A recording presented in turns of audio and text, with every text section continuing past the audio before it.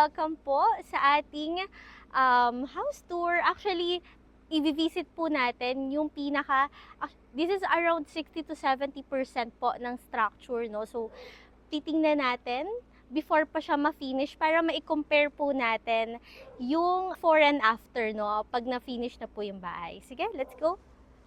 As you can see po, no? As of now, meron pa ditong Meralco post, no? Electrical post.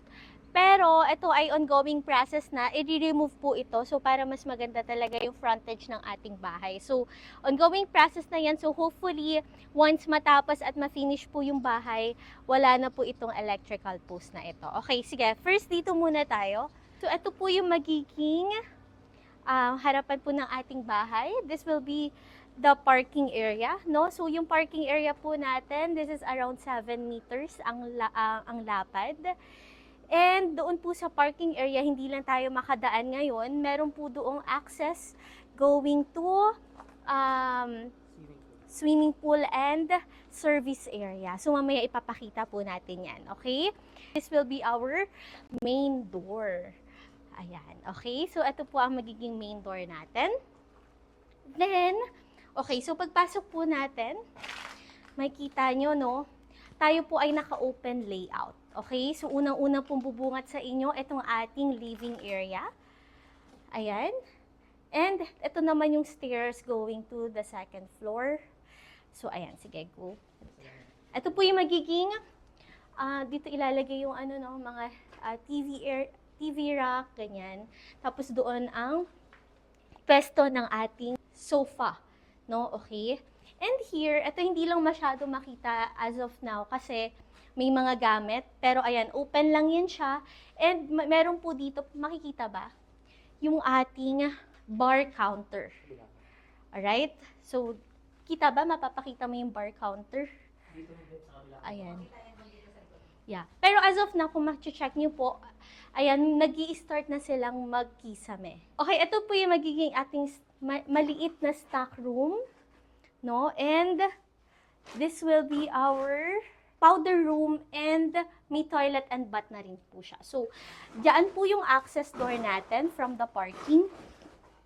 Ayan, access door from the parking and the swimming pool. Okay? Ayan yung sa swimming pool natin. Okay? And ito, so meron na tayong door dito. Yan pala yung na-install po natin na door ngayon. Yung sa bathroom natin. Powder room / bathroom na siya. Kaya siya may bathroom, may toilet and bath na rin siya dyan sa ground floor. Supposedly, dapat po yan ay powder room lang, no? Pero kasi, since meron tayong swimming pool dito, no? Para yan na rin po yung gagamitin natin na shower area, no? Para hindi natin kailangan gumawa ng separate shower area once after mo mag-swimming pool. Okay? So, ayun, nakita na yung swimming pool. And next, this will be our show kitchen, okay? So, ito po yung magiging formal kitchen natin. Ayan, ito yung sink, dito yung refrigerator, and dito yung electric stove. Ayan, so, yan. Yes, magkakaroon dyan ng mga cabinets. Alright, this will be the island counter, and this will be the bar counter. Okay, so ayan. So yan, bali yung bar counter po, yung magiging separator natin from the living area and the kitchen. Pero yan po ay open. No? So para magkaroon siya ng maluwag na,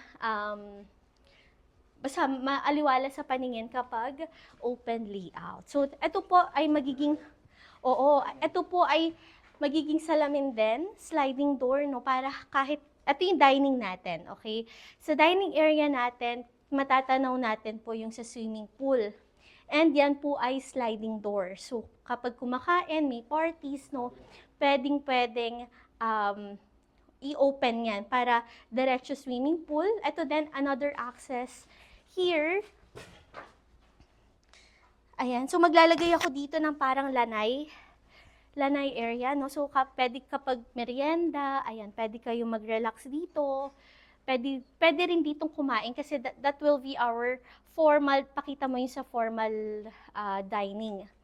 formal dining. So, dito maganda maglagay ng parang lamesa tsaka seats, no? Para pwede din kumain dito outside. Then, sa tabi ay swimming pool para very refreshing. Also here, this will be our service area. Okay, dito po sa service area, magkakaroon dito ng sink, no? Yung para dito, ito yung magiging dirty kitchen po natin. Dito magluluto yung daily cooking. Tapos, meron din tayo dyan tank and yung pump room natin, dyan na rin siya. Okay? So, maliit lang naman siya. Alright, sige, next tayo. Okay, so let's proceed po sa second floor. Alright. So, ito po ay magiging glass railings din siya. Okay, so ayan, salamin yan siya, clear glass. Tapos double height ceiling para, 'di ba? Kitang-kita yung natural light at maliwanag yung bahay kasi gusto ko puti lang siya mostly, no? Oo, dito yung gallery area, yung mga pictures and paintings, ayan. Basta okay, dito muna tayo sa ating first bedroom. Okay, this is our bedroom number 1. Ito sa bedroom number 1, so itong opening po na ito, salamin lang din yan. No, para maliwanag siya, no, kahit, actually, din yan, natipid din siya sa kuryente, no, kapag may natural light, kasi no need na magbukas ng ilaw kapag araw, okay? So, ayan. Ito yung bedroom number 1 natin. This will be our parents' room. Okay, so dito maglalagay sila ng cabinets. Then, dito yung bed nila. And dito yung TV nila. And ito po yung kanilang, nakalock. Ay, hindi natin ma-open. So, ayan, hindi pa naman din siya tapos. So, na-install pa lang po yung door ng kanilang toilet and bathroom. Okay, and suite, toilet and bath. Ha? Alright, okay, next. Dito naman tayo, again. This will be our bedroom number 2. Maliit lang din siya, and this is for Teo, no? So, ito yung magiging room ni Teo. Ayan, may sarili din siyang ensuite, bathroom, toilet, and bath. Ayan. Meron dyan sink, toilet, tapos shower area. And ang kagandahan dito, corner glass siya. Diba? Sobrang liwanag, no? So, since magto 2 years old pa lang siya, hindi siya wala pa siyang sariling room, no? So, pag natutulog siya, katabi pa namin siya matulog. So, dito muna pansamantala yung magiging playroom niya. Player area, pwede din siyang gawing guest room kapag may mga guest, no? Pero dito yung mga toys niya, no? So, feeling ko mostly sa araw, daytime, no? Dito siya mag-i-stay. Kasi dito ko ilalagay yung mga toys niya, yung mga things niya, mga damit niya, may mga closet din tayo ilalagay dyan, TVs, ayan, okay? And may higaan din, no, maglalagay din tayo ng bed for Teo. Ang kagandahan dito sa atin, as of now, ayan, open na open yung ating areas, no? Wala tayong katabi pang bahay. So, fresh na fresh pa ang air dito sa atin, okay? Alright, so this will be our master's bedroom. Okay? So, ayan. Ito lang, maliit lang po yung ating master's bedroom. Okay, this will be the bed. No, so, meron tayo queen size or king size na bed dito. Ayan, sliding din yan. Sliding door yan para maliwanag na maliwanag. Okay. And, ito, salamin din yan, yung opening po na yan. Okay, glass din yan. Para sa mga natural lights. Ayan. Tapos dito, ma-access po yung balcony, no? So, sliding door para ma-access yung balcony. Okay? Ayan, hanggang dun yan sa likod. Right? And ito yung aming ensuite, toilet, and bath. Actually, supposedly, di ba, pag mga master's bedroom, dapat dalawang sink. Pero kasi, dito sa atin, medyo maliit lang din yung ating CR. So, normal lang din siya. Same with other bedrooms yung ating magiging CR. Okay, so ayan yung ating, naka-install na yung mga ano natin, concealed shower. Tapos, dyan yung toilet, this will be the sink. And, ayan, may niche tayo dyan. Alright?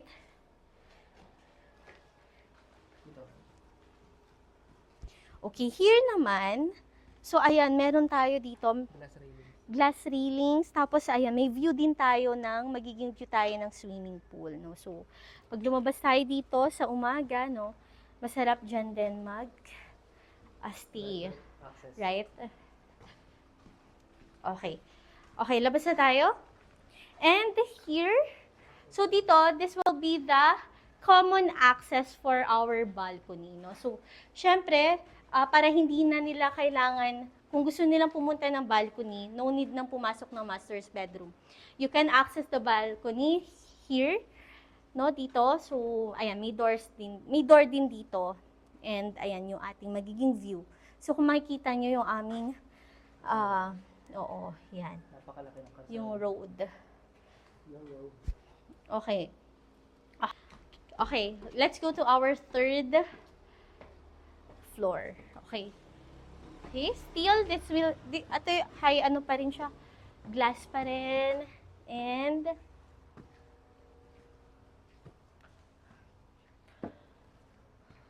okay dito, wala pang mga division, no, pero ito para magiging ano siya, common used area. Pwede siya maging entertainment room, pwede siya maging gym room, pwede siyang tawag dito, pwede rin siya maging guest room if ever may mga guest, ayan, pwede rin sila dito. So ano to, sarado siya.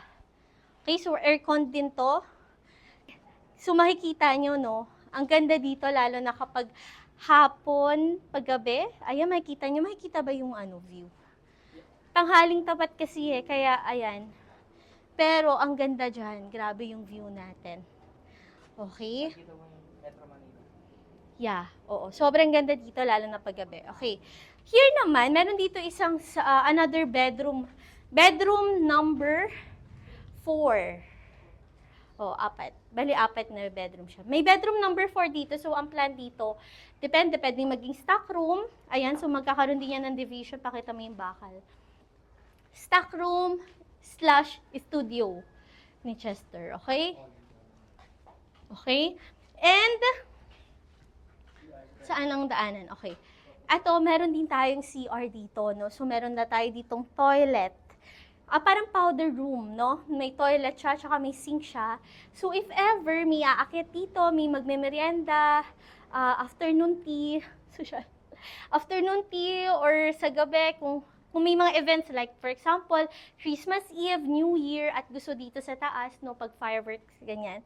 May CR dito, no? So, pwede din mag-party-party dyan, okay? And, here's our laundry area. So, ang access niya dyan, okay, eto sarado yan. Okay, sarado yan. And, ang laki ng laundry area natin. So, since laundry area siya, may malaki siya, large window, oo, na glass. At ito din, this one din, glass ata to na window din oo. Para maliwanag siya, no, kapag naglalaba ka, ganyan. So, pwede. Ayan, okay? Alright, ayan. So, punta tayo sa roof deck. So, ito ay magiging glass railings din siya. So, ito yung magiging view mo. Yung area na yan, open lang yan siya. No? So, para kung gusto mo ng direct sunlight. And, ito yung pinabubunga natin. Ayun o. Yan. Para if ever, kahit umaambon man, medyo mainit, pwede ka pa rin magstay dito. Ayan. Open lang yan. Napakalawak. Ganda. Yes, nagpalagay din tayo dito ng sink. Ayan, pwede rin tayo dito magluto, no? So, if ever may mga gusto tayong event na dito sa taas nating gawin, yan, so pwede tayo dito magluto, maghugas, kasi may sink dyan, tapos maglalagay din tayo dyan ng lutuan, okay? So, ayan, pwede rin tayo maglagay dito ng outdoor sala set, no? Para pwede tayong tumambay dyan, lalo na kapag hapon at gabi. Very nice. Sa susunod natin punta siya, ipakita mo yung paggabi, pagpahapon gabi, para makita yung view. Ipapakita natin yung view kapag gabi naman. Okay? So, ayun lang. Door. And ito, magiging door din to, no? So, door. Ang laki din ng door eh, oh.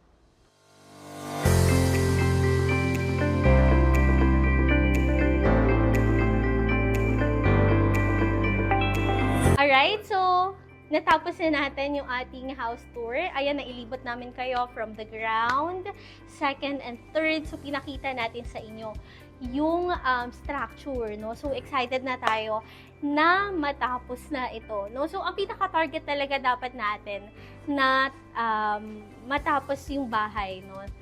All in all, dapat October. Pero, alam niyo naman, syempre, kapag ongoing construction, may mga may mga delays, no? Hindi may iwasan yun. So, hopefully kahit November, okay? So, abangan natin yan. So, kaya natin pinakita muna ng hindi pa finish para makita natin yung difference, no, ng before and after. So, after po na tumatapos sa blessing, no, i-video ulit natin para ipakita na natin yung pinaka-finish. So, ayan. So, thank you sa ating contractor, no, si Proverbs, sa pakikinig sa pangungulit ko. Okay? So, ayan. So ngayon, as of now, nirarush na natin sila. Actually, nag-start tayo dito. Nag-mobilization tayo December, no? December pa. No? So, ayun lang. Medyo natagalan lang talaga sila kasi yung mabato din talaga yung aming lote. Which is good naman, no? Natagalan lang sila kasi grabe, sobrang, pakita mo. Sobrang solid nung mga bato. Grabe. Hirap na hirapan sila sa hukay. Doon sila actually natagalan, doon sa pinaka-foundation ng bahay. But, nakakatuwa naman doon, no? Kasi matibay yan. And so far, no, very happy naman tayo sa kinalalabasan. So, hopefully, maging maayos hanggang matapos yung ating bahay. So, ayan, excited na kami. And, mag-video ulit tayo, second video, sa pagkatapos na nung ating bahay. So, ayun lang. Thank you so much. Alright, so see you again on our next video. Bye!